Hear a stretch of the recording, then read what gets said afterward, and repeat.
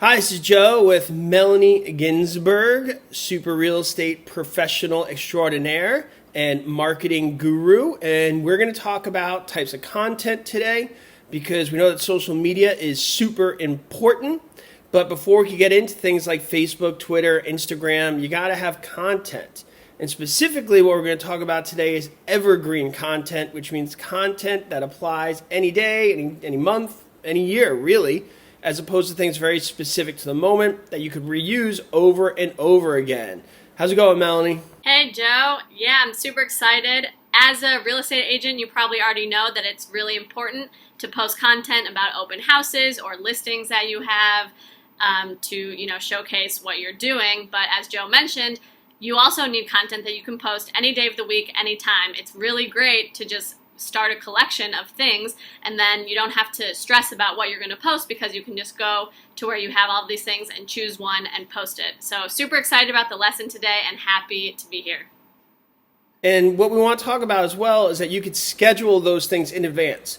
So you don't just have to post it. There's something called Facebook Creator Studio and other methods of scheduling posts. We're not going to get into that today, but if you guys get a chance, look at it. It's very helpful. So you could take that evergreen content and post it so it's 3 days a week for the next few months or every day of the week, whatever you think is appropriate. And we're also going to talk about things you could store, places you could store that content in another video. But just to quickly mention it, there's things like Google Drive. Are there any other storage places you could think of, Melanie, where you could organize that content you create? Yeah, Dropbox. You can start folders on your actual computer, just on your own desktop. Or if you want to, you can save drafts on different places like an email draft or an Instagram draft, a Facebook draft, and then not actually post it. There are a few different options. Yeah, and we'll talk about those. Many are free. There are some paid ones which are great as well. So you could organize that content so you're ready to schedule at a later time. But for now, let's talk about this evergreen content. Mel, do you want to just redefine evergreen content for me again? For everybody's new, I mentioned it before, but let's reiterate it. Yep, so evergreen content is content that will be good the day that you post it or any day. It doesn't matter. It doesn't need to be timely. It's not like, oh, it's Christmas today or, oh, it's New Year's. It could be good forever, forever, forever. And that's great for scheduling purposes. So as you schedule a month from now, if a big event happens that month, that content is still good. So there's 5 types of evergreen content. We had some notes we wrote before we got on the call. So what are those 5 points of evergreen content we like to go over for real estate agents? Our 5 points are community, inspiration, real estate facts, sales offers, and personal. Great. Let's go backwards with this.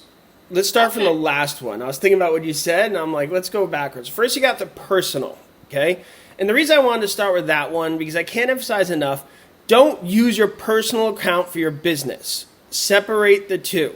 That applies to Facebook, Instagram, and many other social media platforms, okay? You don't want to talk about personal things for your business. You want to be strategic. So if you do reveal personal facts on your business profile, it's with intent. And so what kind of personal facts would be relevant to put on your business profile? They're things to make you relatable to your customers. For example, if you like surfing, then post something about surfing. If you coach the Little League baseball team, post that. You don't post things you post on your personal, like your opinion about your ex or about your kid's new boyfriend, things like that. You don't want to post in your business. That stuff's safe for your personal profile. Or, when you went on vacation and you drank too much, personal profile stuff. But personal information that applies to your business profile are things that make you more human, more relatable. Maybe you like cupcakes. I don't know. Melanie, help me out here. Give me some more examples of personal information that would be good for your business profile. Yeah, like Joe said, anything that makes you seem human. You don't want to just be a robot. People don't want to hire a real estate agent that only talks about houses all day long, because if they're a buyer, they're going to be hanging out with you and looking at houses, and that's boring. So really, be true to who you are. If you, like you said, if you like surfing, if you like cupcakes, but if you don't like those things, don't talk about them.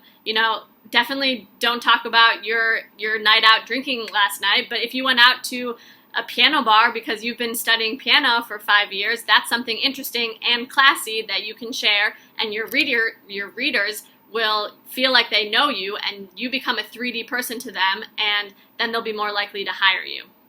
Yeah, there's 2 points to that. One, you got to remember this is a personal service. you're not just selling a product, you're selling kind of a connection, and you're going to be helping people along the way, which is true for real estate agents, financial managers, different things where people have a position of trust and guidance that they need to, use. So that's the big reason you want to do that. You want to have that personal touch. You want to have that personal content because it is a personal service, and you want to become a little bit more relatable. And last but not least on this topic, the easiest people to work with are the people who think and look and sound like you, okay? When I say look like you, I mean they like the same type of fashion, same type of interest, things of that nature. I'm talking about, their kind of hobbies. So that's the personal touch. What's the next one? Working backwards. Oh, unless you want to say something else about that. Say one thing, yeah. The goal when you're posting personal thing is you want to build trust with your audience, and people trust people that they know. So like you said, when he say they buy from people they look like, it doesn't mean, oh, I have brown hair and you have brown hair. It's like, oh, she is a real person who does actual things, and that makes me like her and trust her, and therefore I want to buy with her. Speaking of, so Melanie, when you first wrote to me, first time we spoke, did it feel like you already knew me? Oh, absolutely. Yes, and that's a greater point of the social media as a whole. I mean, just from constantly posting and putting stuff. But because she followed me on social media, because she used my study material that I provide, she feel like she knew me already. And even if she never knew me personally, there's some reason she felt some form of trust. She's like, I don't know why, but I kind of feel like I know this guy, even though we haven't met. Now, obviously, when she meets me, she may or may not trust me, but at least that door is open for that opportunity to create that conversation. So, great point. And here we are now, right? High five. Here we are now. Okay, so what's the next point? So the next point is real estate facts. So if you want to post things about, what it's like to be a realtor, like what the home buying process is, how to raise your credit score, what it looks like after, in between, when a property is under contract and the actual closing, things like that the average person doesn't know about real estate. And big point about that, don't assume things. Like you said, how to raise your credit score. I'm going to take a step back. Why not do a post defining what a credit score is? Because a lot of people don't always know this. And if you're wondering, where can I get real estate facts? Well, remember that real estate exam you studied for, or maybe you're studying for now? You could post how big an acre is, what a commercial acre is, what a listing is, what it means. There's a lot of great information in your studies where people say, oh, it's not relevant, it's not relevant. It's more relevant than you think. If you go to a real estate agent and you say, what's a deed? And they're like, I don't know. You're going to be like, I don't know if I want to work with you. And you could post on your social media the definition of a deed. And people who buy a home, they hear the word deed a lot. And a lot of experienced buyers know, but a lot of people will be like, I don't really know. I bought a house like 8 years ago, and my parents helped me, so what was that? I wasn't really paying attention. So those simple facts are good because you don't want to assume people know things. So those little facts you could get from your real estate exam, there's a whole army of facts there that are just easy to post. Absolutely. And like we've been talking about, you're trying to establish trust with these people. So a good way to, again, like Joe said, you want to work with someone that you trust who seems like they know what they're talking about, who's an expert in the field and an authority. And what better way to establish that than saying, oh, look, I know all of these facts and sharing them with people and teaching them. So it's not as hard as you think to become an expert.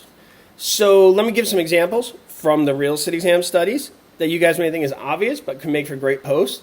Define an appraisal, define a market data comparison approach, define what a listing is, define title, define what a deed is, okay?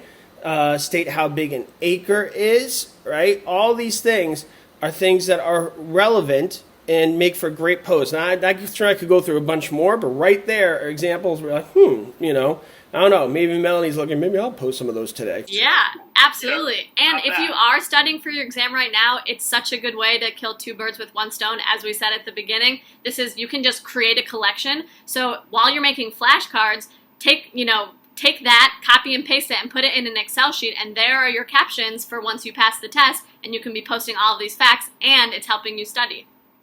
Which brings me to another point that's not part of our 5 points, but I want to bring up Canva or other things like that, because posting a fact could be a boring post. So if you guys don't know, there's certain template, I'm using that word correctly, template programs where you can make it pretty. So look up Canva. There's other competing ones out there too, so if you don't like that one, use other ones. But obviously posting like an acre is 40,560 square feet is not that exciting. So there are templates you could use that can make it a little more attractive. You could pick colors, themes, designs. You could go with there, and in another video we'll go over that, like actually designing posts. But that's just a quick point I want to make. Because, posting facts could be a little bit like, ugh. Everything that you're posting, whether it's a fact about you personally or whatever, you want it to be fun for the person to look at it, to read it. So don't just say, hey, I like to surf. That's boring. Try to tell a good story, make it engaging, because people, it doesn't matter how often you post and what you're posting. If no one's reading it, it could say anything, it doesn't matter. And going to that point, it's also good as you create this content in advance. It's the other benefit of evergreen content. Probably should have mentioned this at the beginning. It's easier to create a theme. Mm-hmm. If you plan it out, you could plan out colors, you could plan out a certain design rather than just posting random stuff every day. And if you have a theme, you look more like you know what you're doing. It's super important to be consistent and to have those themes. We'll probably do a whole other video just about that because it's a very, very important piece of the marketing puzzle.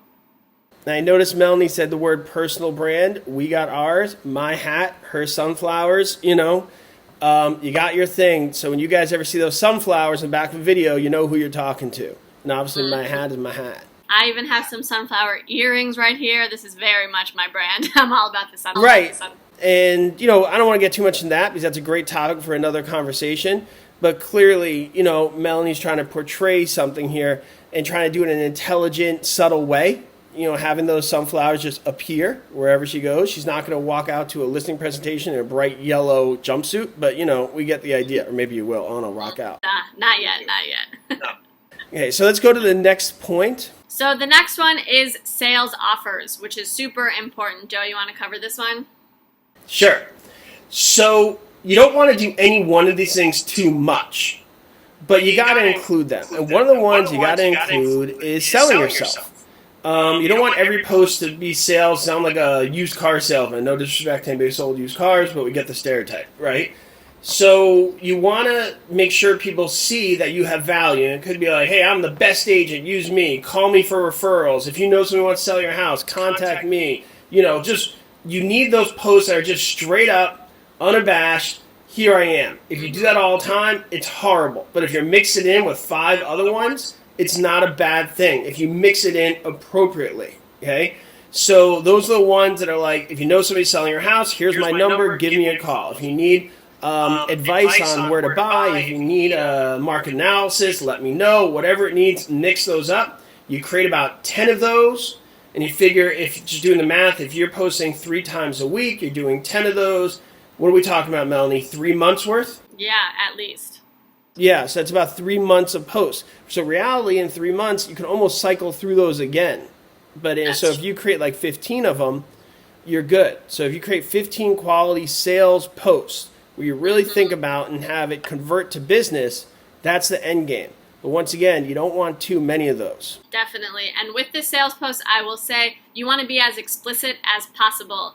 I ran a marketing agency for 5 years before I got my real estate license, and so many people think that they're making offers and think, oh, well, I post about myself and I post about real estate facts all the time. People just know that I'm a real estate agent and they should hire me. But not everyone thinks that way. You are thinking about real estate all the time and you are thinking about your business all the time, but other people are thinking about their lives and their businesses all the time, so they need the explicit offer, the ask. Make it very clear. Send me a message if you want my help, or if you have any questions, please reach out, etc., because you want to make it as easy as possible for someone to hire you. Yeah, and I love that you brought that up. This is the time to be direct, because many of you guys know I ran Prep Agent, and there's exam prep, and you'd be surprised, on Instagram, I would get messages of, where could I go to study for the exam? Right? Or what can I use to study for the exam? I'd be like, really? Really? Are you serious? You just asked me through my Instagram profile?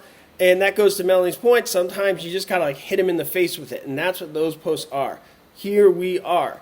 Because people just thought my Instagram feed was just nice facts about the exam, but there was no website attached or no YouTube channel, which for me, obviously, I was like, really? Come on, But, you don't want to assume anything. So those posts are just to bang it over people's head. I'm not just posting fun things about real estate. I actually do this. Yeah, definitely. And if you're feeling like weird or pushy about it, don't, because you hopefully you believe in yourself as an agent and you genuinely believe that you can help these clients. And if that's the case, then you should have no trouble posting it, because you're actually doing them a favor. Because if someone is looking for a real estate agent and you think that you're the best one for the job, putting your offer out there directly and explicitly, you're doing them a favor so they don't have to shop around for it. Right, that is why we're doing this whole thing, right? Exactly. Okay, next one. The next one is inspiration. Oh, inspiration. So many people have mixed feelings about this one, because it does feel very cheesy and over the top, but people like it. People love it. Melanie has amazing with the flowers behind her. I guarantee Melanie doesn't walk around Starbucks go, "You're amazing. No, you're amazing. You're amazing. You're amazing." Right?